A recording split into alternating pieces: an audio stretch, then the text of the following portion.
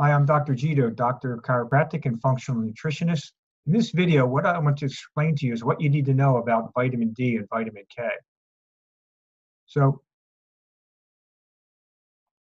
let's begin by going over these important points that vitamin D and vitamin K work actually together for many different reasons.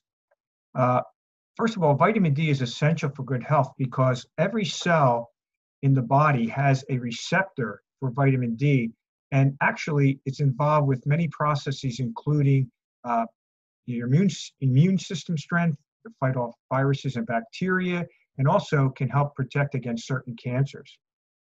They're also, vitamin D and K are essential for healthy bones and teeth. Vitamin D is responsible for the absorption of other minerals also. And vitamin D is a fat-soluble vitamin.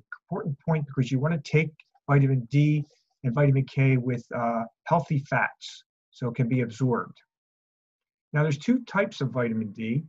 One is D2 and D3. Now, D2 and D3 are found in a lot of fatty fishes, some dairy products and egg yolks, but vitamin D3 is twice as powerful as vitamin D2, where it absorbs calcium into the bloodstream twice as fast and twice as much.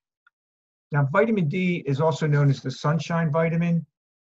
Large amounts of vitamin D can be made in your skin when your skin is exposed to UV rays or sunlight. In strong sun, exposing your arms and legs for about 15 to 30 minutes between the hours of 10 and 3 can be made in your skin. So it usually meets the daily requirements of most light-skinned people. Now, people of darker skin may need a little more time. Also, geographic location is important. If you live away from the equator, you're going to need a little more time. The sun's not as strong. Also, in the winter months, you're not going to make as much vitamin D. So, and also your clothing. If you're wearing a lot of clothing and sunscreen, you're not going to absorb those rays the same. So you want to basically not use sunscreen during the time you're trying to absorb that vitamin D. Just about 10, 15 minutes, some people 30 minutes, okay?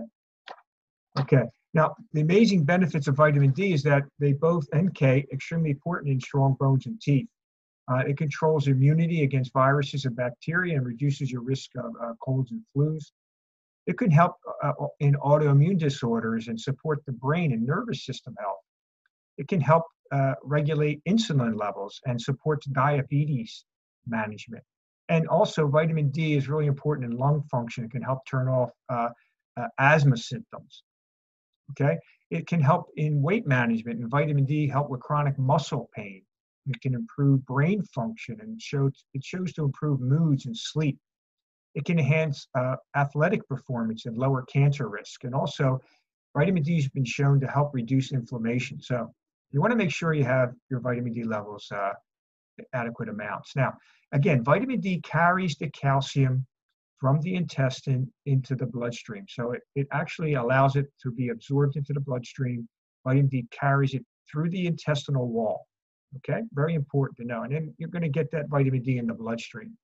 Now, vitamin D and K actually work as a team because vitamin K, okay, and calcium basically pull the calcium into the bones and teeth. So vitamin K2 carries the calcium into the bones and teeth and helps you absorb the calcium into your bones. Now, vitamin D and calcium without vitamin K, what happens again, vitamin D carries the calcium into your bloodstream, and then as a result, more calcium will be circulating in the bloodstream and not get into your bones and not absorbed as well into different tissue. So the calcium can build up around the arteries and create hardening of the arteries or atherosclerosis problems, okay? Now, vitamin K supplementation delays postmenopausal bone loss. The study showed that high doses of vitamin K2 in combination with D3 and calcium helped postmenopausal women between 50 and 60 years reduce the bone loss in the femoral neck, that's the hip bone, by about 35 to 40% compared to a control group. Okay, so what happened was it helped them get stronger bones and reduce the fractures in the hips. So Vitamin K can also be benefit in anti-inflammatory processes, fights arterial calcification, as we mentioned.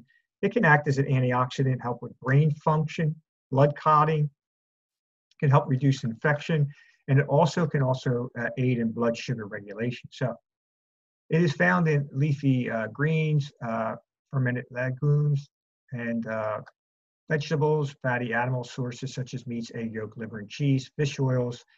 Now, it can be a problem for people taking blood thinners. Okay, so you want to use caution if you take on blood thinners such as Coumadin.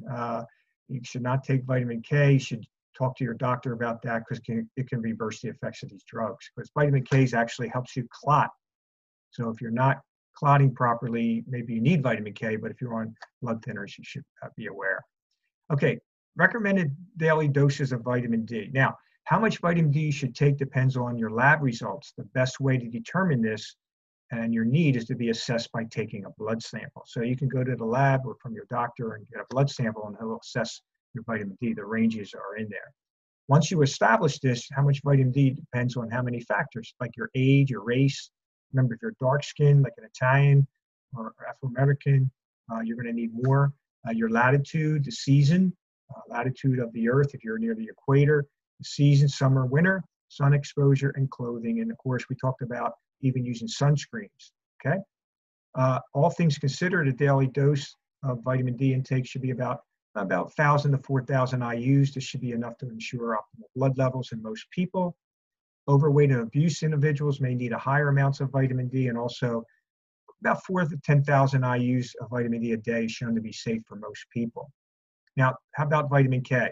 Women, about 75 to 90 micrograms a day, or men, 75 to 120 micrograms a day. And again, this is according to if you're not eating a lot of vegetables that have these vitamin K in it.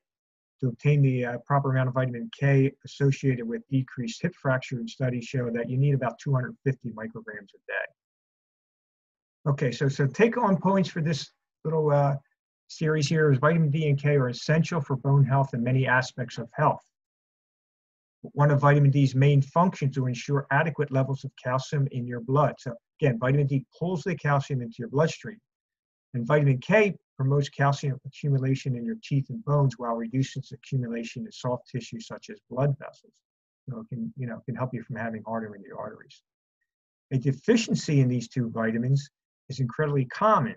So you may have severe health consequences for many people. So take a look at those points and benefits, and maybe if you're having a problem with those particular situations, you may want to consider your vitamin D and K levels.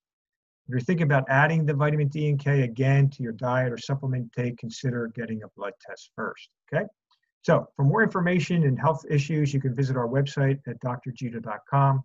You can even look at our micronutrient testing to show how we can evaluate some of these nutrients in your blood and actually inside your cells, which is more important, okay? So thanks for viewing this, and visit our website.